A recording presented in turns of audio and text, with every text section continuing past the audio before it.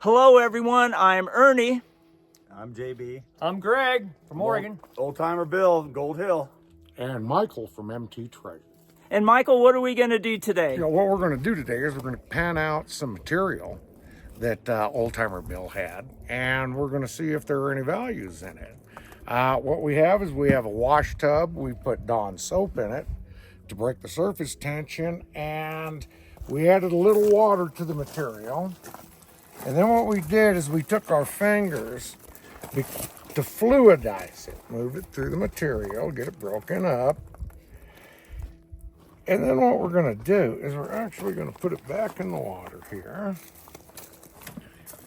fill it with a little water, and what we're going to do is we're actually going to shake it pretty vigorously. And then what we're going to do is we're going to pan off the lighter materials. And you want to keep your pan at about a 45-degree angle while you're doing this. And the ridges, of course, since gold is so heavy, the ridges, of course, will help keep whatever in here in place. So the heavier material will make its way to the bottom. And of course, gold being the heaviest thing in this pan, yeah, it'll still be there.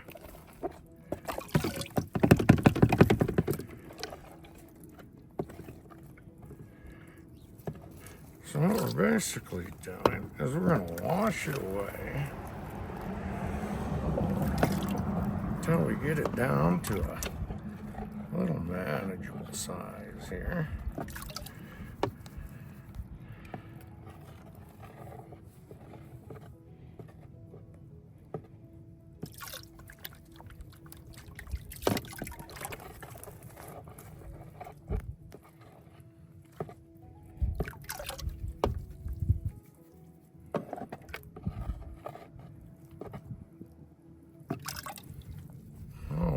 Do is we're going to do a little swirl here, and the reason we're swirling it like this is to move some of the lighter materials downward away from what may be considered precious materials. I'm not seeing a whole lot of black sand in this. Would not be uncommon.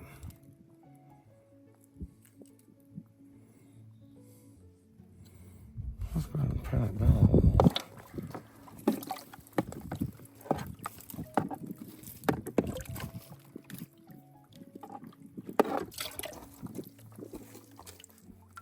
Is it black sand? Does that contain more fine gold? I hear a lot about the black sand.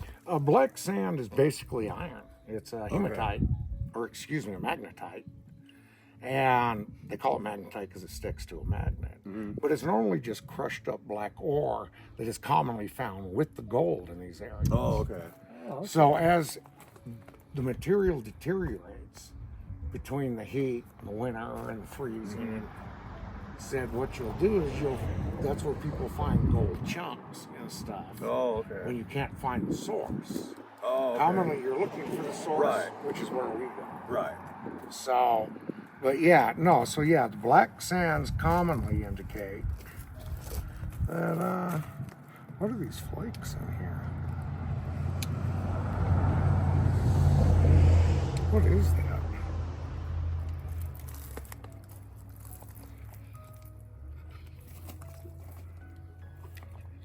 You got a couple of them in here, I do not believe. Is that metal? Is that rusty? It's some metal? type of metal, yeah. Yeah, it's rusty. Yeah. Wow. But only one side is rusted. Yeah, we have several pieces in here. Yeah, I don't know. But in this particular material, I do not find any values.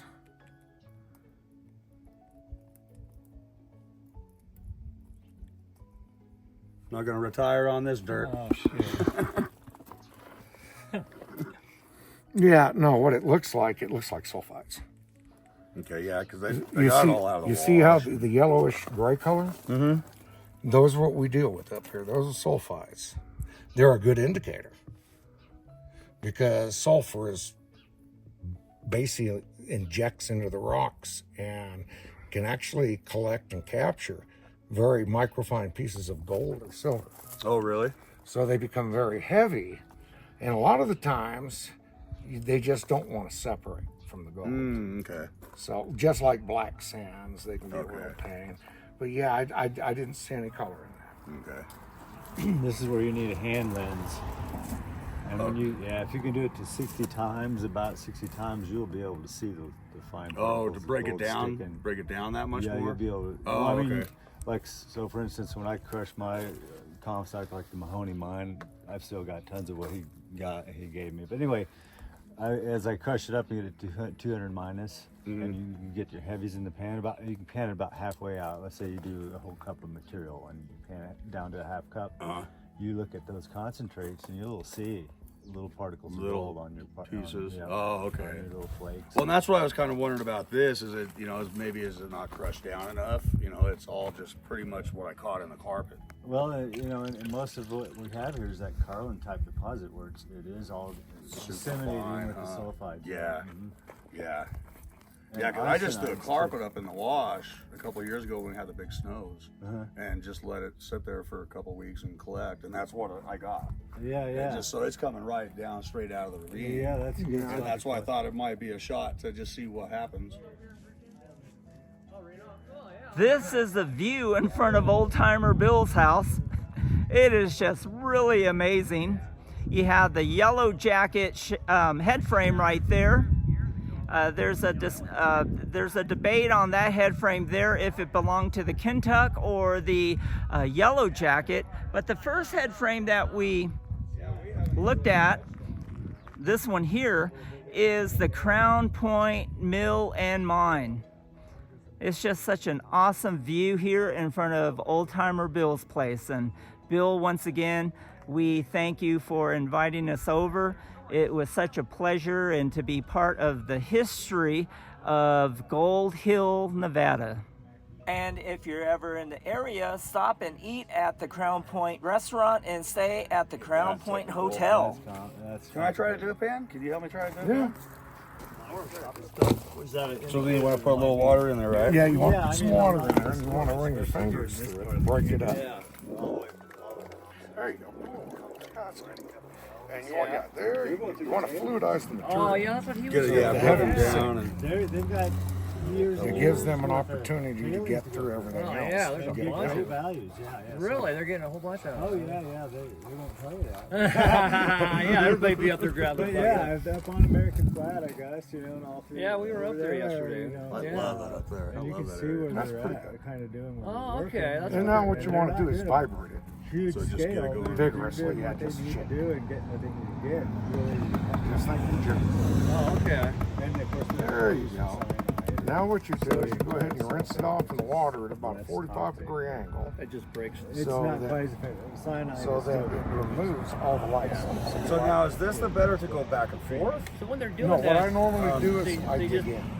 spray the Oh, cyanide on the kinda. dirt. Yeah. and There's then different ways they do it. kind of- you know. Oh, okay, I Use kinda a see. bat. Use a bat, and then they. And then about every 2 or 3 times, Again, it gets pick it up and shake it again.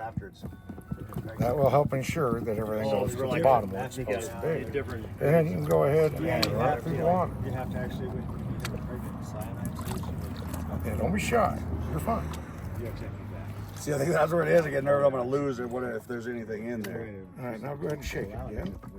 Briskly, there you go. And go ahead and pan it out again. So another Rinse it out. What you're doing is you're rinsing off all You the vacuum loose all the crap. oxygen out of there. Then they add ammonia. Like you saw, there's little pieces of metals in there. Right. They stay right in. They didn't go anywhere. Yeah, yeah. So, The more I do, the more comfortable I can see, the more Yeah. comfortable you get doing it. yeah.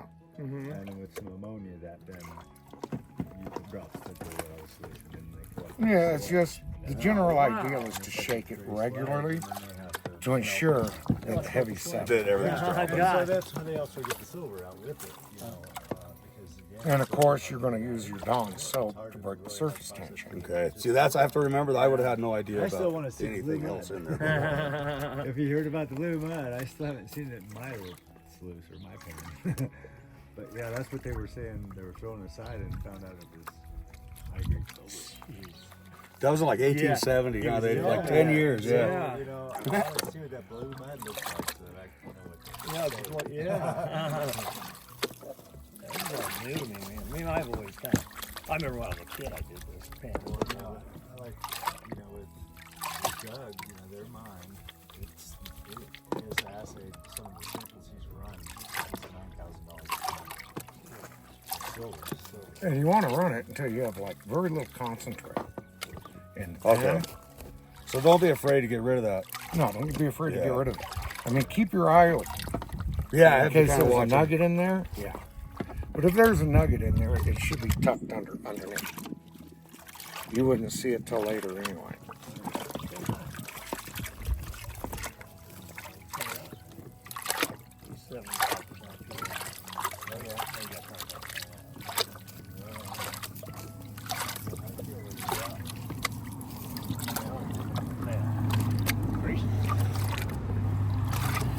Oh, I think that's good.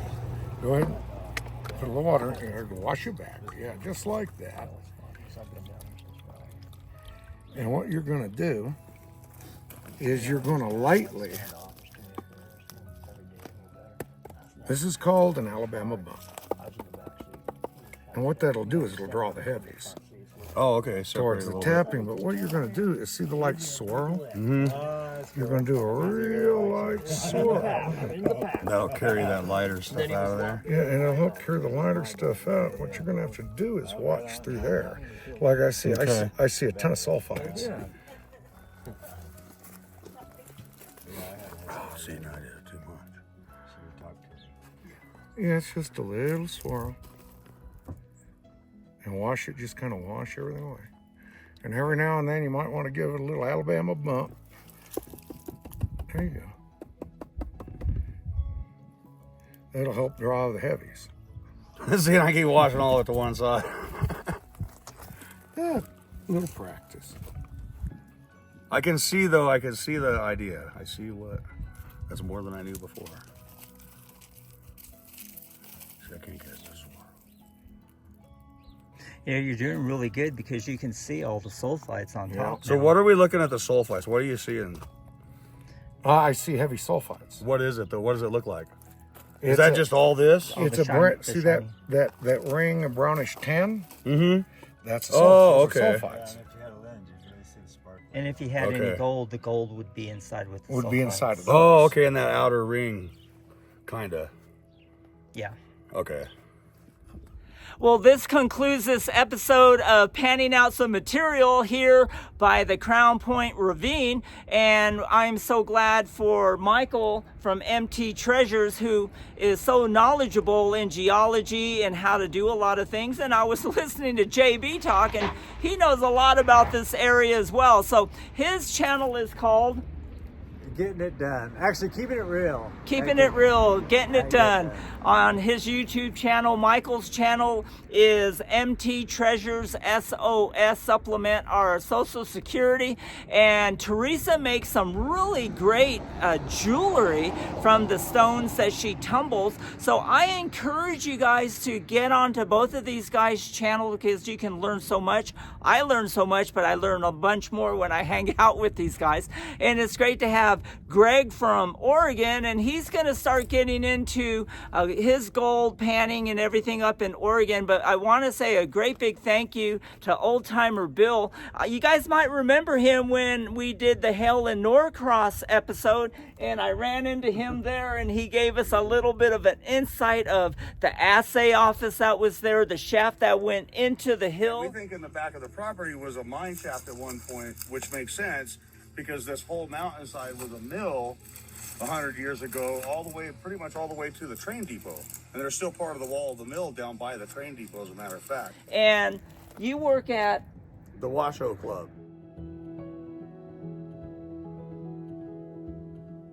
and he Virginia City. Yeah, the old, he works at the old Washoe Club where You have the Ghost Adventures. the Ghost Adventure. He gives the tours. So I want to encourage you guys, when you come to Virginia City, to stop in at the Old Washoe Club, say hello to Old Timer Bill. You can see where he lives in this amazing area. You wake up in the morning, you look out his front door, and he has 3 head frames right in front of him. And it is so amazing. And so visit him at the Old Washoe Club, take a tour, support the business here in Virginia City. And once again, we're so thankful that each of you are here. And I know these guys appreciate you guys. And we will see you on the next one.